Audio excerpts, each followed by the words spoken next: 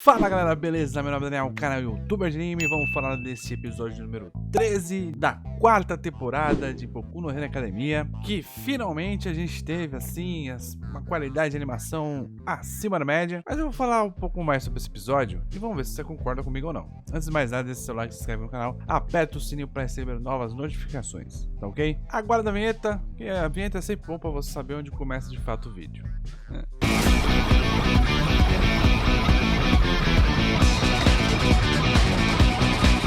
Bom galera, o que a gente teve nesse episódio? A gente teve o Deku dando uma surra no Shizaki e muito flashback, também tivemos muito flashback. Tivemos um flashback do Shizaki, a gente teve um flashback do Sword Night Eye ali, mas bem curtinho. A gente teve um flashback da própria Eri, né? A gente teve alguns flashbacks ali durante esse episódio, mas principalmente relacionados a quem é a Eri, do como nasceu essa ideia do Shizaki e qual era o plano realmente do Shizaki desde o começo. Esse episódio ele fala muito sobre o que eu já tinha dito há um tempo atrás, que é a questão do Shizaki querer que o mundo volte ao normal, para que ninguém tenha uma individualidade, para que ninguém seja especial, e ninguém sendo especial, todo mundo fica na mesma, todo mundo fica com a mesma qualidade de vida, digamos assim. É aquela ideia de que se todo mundo é igual, ninguém se destaca, ninguém fica acima da sociedade por ter mais poder, etc. Blá, blá. Essa é a ideia que o Shizaki quer implantar com a erradicação total da individualidade.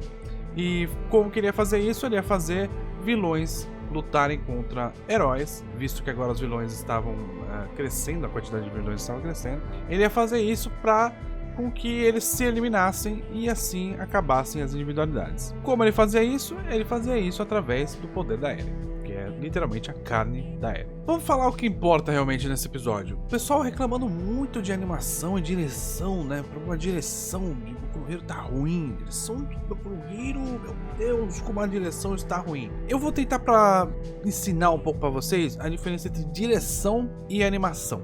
Você pode ter uma direção ótima com uma animação estática. Direção e animação fluida não tem conexão. Direção, ela envolve todo o conjunto de estímulos que você recebe.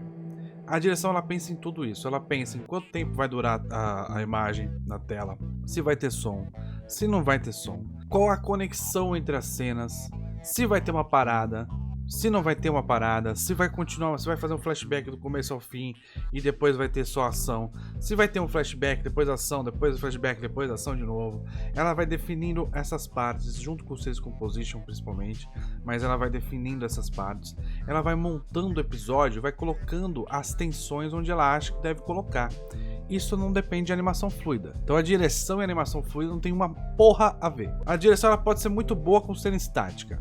A cena do Miriam no episódio passado, ela foi uma direção boa com cena estática. Não é uma direção maravilhosa, é uma direção boa com cena estática. Você consegue ainda sentir a emoção do momento, apesar de ser cena estática, apesar de você querer que ela fosse fluida, animada, incrível. Não tinha equipe para isso, e ele conseguiu entregar ainda assim uma animação estática ou semi-estática com emoção. Esse episódio, ele tem uma equipe maior, e por ter uma equipe maior, você tem cenas mais fluidas, e você tem cenas mais criativas, porque a questão da interpretação do storyboard, a questão da interpretação do que vai ser desenhado, também é parte da função do Key Animator, do animador-chave. Você tem, claro, uma ideia do diretor sobre o que ele quer para aquela cena, mas existe sim uma criatividade por trás do que está sendo feito na animação daquelas cenas. Então, essa cena dos socos normais consecutivos do Saitama, que a gente teve nesse episódio, é um pouco disso. É uma mistura da direção, da ideia da direção, do storyboard e da criatividade do Key Animator. E quando você junta pessoas capacitadas, quando você junta uma equipe capacitada, saem cenas muito bem feitas, saem cenas maravilhosas, saem cenas como essa que a gente teve nesse episódio. A animação fluida, criativa, com trilha sonora de qualidade, certo? E o que a gente chama de catártico, porque catarse é uma expressão de emoção. Então você se sente feliz com essa cena, você expressa sua emoção quando você vê isso, você fala, caralho, que coisa foda. Portanto, O que eu tô querendo falar, aproveitar esse episódio aqui pra falar sobre a direção de Boku no Hero Academia, é que se você fala que a direção de Boku no Hero Academia está ruim, você não sabe do que você está falando, porque não é uma questão de direção em Boku no Hero Academia. Tanto não é que a estética do anime ela é muito coesa. Você tem poucas vezes onde a cara do Deku muda ou a cara de um personagem X muda. Isso não muda porque você tem uma direção bem feita a ponto de ela sempre verificar se o que está sendo feito é o que tem que estar sendo feito, que é a coesão visual. Então, coesão visual, montagem do episódio, montagem no sentido de você colocar tudo junto, né? Trilha sonora, edição, cor, tudo junto, fazer tudo isso ficar junto e ficar uníssono, isso é uma direção boa, tá? Quando você tem uma direção ruim, você tem erro de transição, você tem erro de manutenção, de char design, por exemplo, os personagens mudam de estética durante o episódio, você tem erro de narrativa, você tem erro de continuação, porque o diretor não consegue observar tudo ao mesmo tempo, a ponto de chegar ao produto final e falar, ok, esse aqui é o produto final, esse aqui vai sair e está saindo do jeito que eu quero. Direção ruim muitas vezes acontece por causa de falta de equipe. Direção ruim muitas vezes acontece por falta de... Isso aqui, ó, bufunfa. Não é necessariamente culpa do diretor. Então você também tem que pensar na produção. A produção dos animes às vezes é um grande problema. E a culpa não é da direção. Então, por exemplo, na Nanatsu no Taizai, a culpa não é necessariamente do diretor. A culpa é que ele está sendo pago com dinheiro de pinga e não tem quem contratar para fazer animação no tempo hábil que foi proposto para ele. E Boku no Hero Academia, definitivamente, o problema não é a direção. O problema de Boku no Hero Academia é falta de gente. Então, qual é a opção do diretor? A opção do diretor é focar em imagem estática mais bonita. Porque com imagem estática bonita, ele consegue fazer uma coisa muito importante. Ele consegue pelo menos manter a estética adequada do anime, contar a história, ter algum tipo de emoção, porque quando você tem uma estética adequada para aquela cena, isso te evoca emoção menos do que uma animação fluida, menos talvez do que uma animação fluida e esteticamente correta, mas ainda assim você tem isso, tá? Então esse episódio ele serve para mostrar a diferença que faz um diretor com a equipe e dinheiro. Se você pega os episódios anteriores de Boku no Hero Academia, você vai ver que não tem quase nada de animação fluida. Nesse tem bastante. E isso é porque a equipe de Boku no Hero Academia foi muito maior nesse episódio. Uma galera que estava fazendo o filme foi fazer esse episódio. E as cenas desse episódio elas são fluidas não somente na batalha, você tem cenas fluidas até nas conversas. Então você percebe que teve um carinho ali, que teve mais gente trabalhando. Vamos fazer agora uma crítica a esse episódio como um todo. Particularmente, eu não gosto dessa transição o tempo todo entre flashback e ação. Eu não gosto disso. Particularmente tá? Eu entendo quem gosta, mas eu particularmente não. Não é uma direção e aí sim é uma direção. Porque você tá falando de onde colocar cada cena e onde colocar a emoção de cada cena dentro do episódio. Não, eu sei que ele quis fazer, ele quis trazer uma tensão, um valor maior pro socão do Deku devido ao Shizaki ser um grandíssimo filho da puta. Ele quis fazer isso, ele quis trazer isso. Então ele falou, bom, vou primeiro mostrar a motivação desse desgraçado, vou mostrar tudo que ele fez com a Eri, vou mostrar quem é a Eri de fato, o que ele fez com o pai dele, né, o pai dele, que no caso era o líder da máfia e tal. Vou mostrar tudo que esse cara fez, vou mostrar quem tava do lado dele, pra depois ele ser realmente um cara merecedor de um socão do All Might, porque na verdade o Deku nesse episódio é o All Might, porque ele está 100% e ele está sendo recuperado o tempo inteiro por causa da Eren. Não sei se isso ficou claro também no episódio, mas o Deku está sendo recuperado o tempo todo por causa da Eren.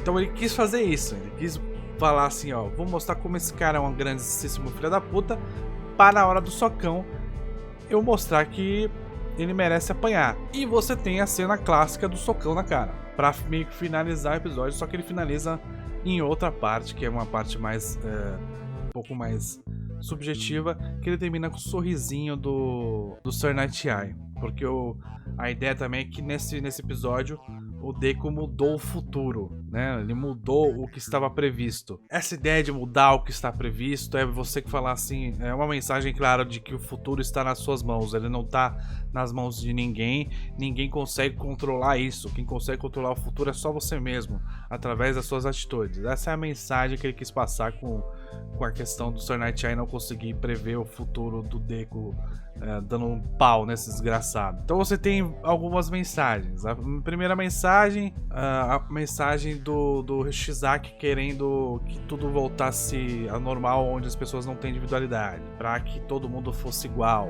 que você não tivesse divisão social por quem tem mais poder e quem tem menos poder. A mensagem do Deku, a ideia do Deku é um pouco complexa, porque a mensagem dele é um pouco mais...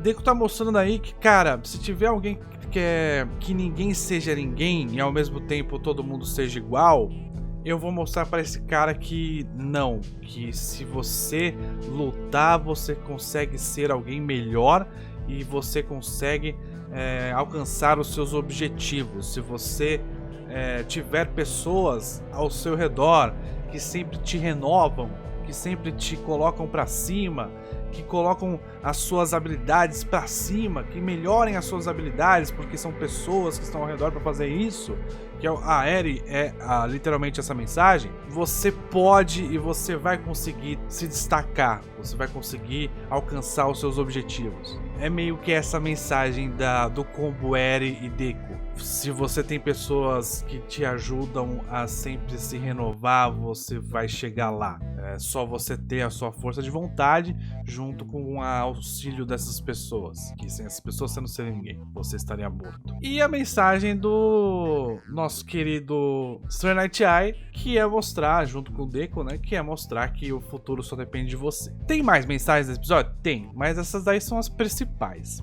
Você pode concordar, você pode discordar dessas mensagens aí, mas são elas, beleza?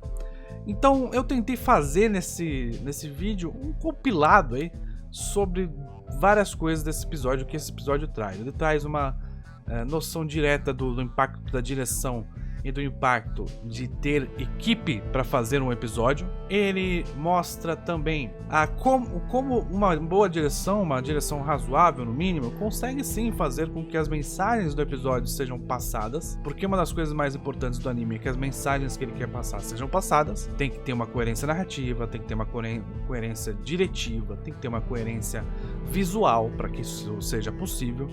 Então, se você não consegue nada disso, provavelmente isso é um problema de direção ou produção, como eu também falei. O impacto da produção é muito importante, o impacto dos caras que mandam, o Funfa e equipe que fornecem condições para as pessoas trabalharem, isso também é muito importante.